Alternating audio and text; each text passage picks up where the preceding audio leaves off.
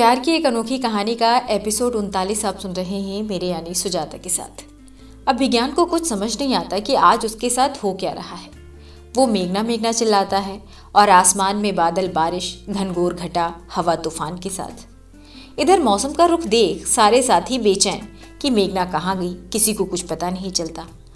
और उधर मेघना जंगल में उसी पेड़ के नीचे बैठी सोचती है कि अब विज्ञान को तो पता चल जाता है कि मैं कहाँ हूँ, तो आज भी वो मुझे ढूंढ ही लेगा। और वो आराम से जंगल के अगल बगल नज़र दौड़ाती है, आहट पाने की कोशिश करती है। लेकिन कभी कभी जैसा सोचो वैसा कहाँ होता है, और मेघना के साथ भी कुछ ऐसा ही हुआ। काफ़ी देर बीत गया लेकिन कहीं से कोई आहट नहीं। अब मेघना के अंदर डर बैठने लगा, क्योंकि बादल, बारिश, हवा, तूफान और घना अंधेरा ये सब देख वो सहम सी गई। और इधर रॉकी सभी से कहता है, गाइस बहुत देर हो गई, हमें पुलिस को खबर करनी चाहिए अब। निया भी अभिज्ञान से यही बात कहती है। अभिज्ञान, मुझे लगता है हमें पुलिस को खबर करनी चाहिए। अभिज्ञान निया से कहता है, ठीक, तुम सब पुलिस को इन्फॉर्म करो, मैं आगे जाके देखता हूँ। इतना बोल अभिज्ञान मेघना मेघना चिल्लाता हुआ आगे निकल जाता है। अब मेघना भी वहाँ से उठ आवाज़ लगाती है, कोई है प्लीज़, हेल्प। और अभिज्ञान बुलाती है। अब बहुत देर हो चुकी है। मेघना अब भागती है, रास्ता ढूंढती है, पर घने जंगल में इतना आसान कहाँ होता है बाहर निकल पाना और रास्ता ढूंढ पाना।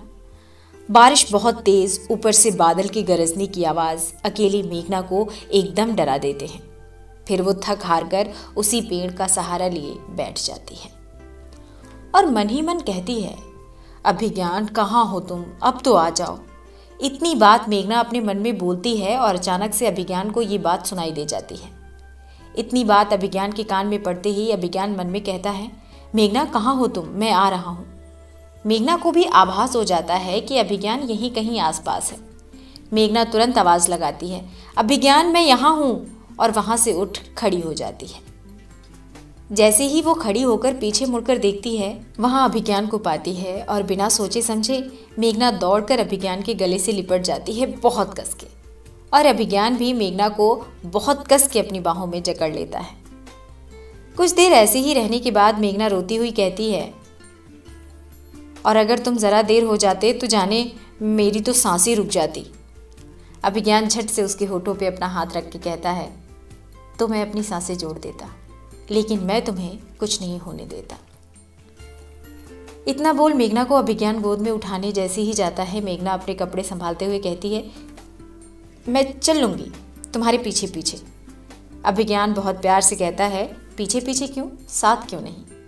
मेघना मुस्कुराती है और चलने लगती है, लेकिन मेघना अपने आप को थोड़ा अनकंफर्टेबल महसूस करती है, क्योंकि उसके सारे कपड़े गीले हो गए होते हैं बारिश की वजह से।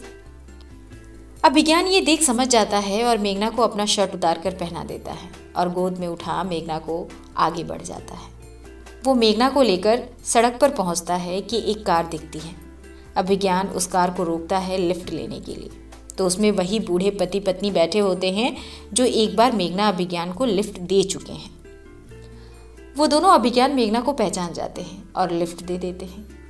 दोनों पति पत्नी अभिज्ञान से पूछते हैं, क्या हुआ, तुम लोग हनीमून पे निकले हो क्या। अभिज्ञान मेघना की ओर देखता है और मेघना अपना सिर नीचे झुका लेती है। तभी वो औरत पूछती है, शर्माओ नहीं बेटी, पहली पहली बार ऐसा ही होता है, कोई बात नहीं।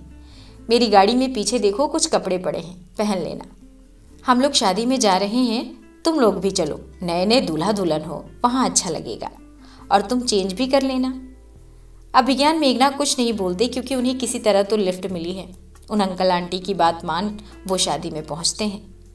आंटी मेघना की जान पहचान अपना रिश्तेदार बताकर करा देती हैं। वहाँ सब मेघना को अंदर लेके चले जाते हैं। मेघना को वहाँ की लड़कियाँ तैयार कर देती हैं और अभिज्ञान को शादी में आए लड़के ले जाकर तैयार कर देते हैं। मेघना लाल साड़ी, लाल चूड़ी और लाल बिंदी लगाए, खुले बाल, आंखों में काजल, होठों पे सुर्ख लाल लिपस्टिक, क्या खूब लगती है। और अभिज्ञान लाल कुर्ता और गोल्डन पायजामा पहने, क्या जचता है, जिसका कोई जवाब नहीं। शादी में आए लोग दूल्हा दुल्हन को देखने की बजाय सब अभिज्ञान और मेघना के कायल हो जाते हैं। मेघना दुल्हन के साथ मंडप में आती है। अभिज्ञान की नज़र मेघना पर पड़ते ही अभिज्ञान खो जाता है। उसकी नज़र ही नहीं हटती मेघना के ऊपर से। अभिज्ञान कुछ देर के लिए सब भूल जाता है कि मेघना से दूर रहना है। वो अब इस वक्त में खो जाना चाहता है, सब कुछ भूलकर। अब आगे क्या होगा जानेंगे अगले भाग में।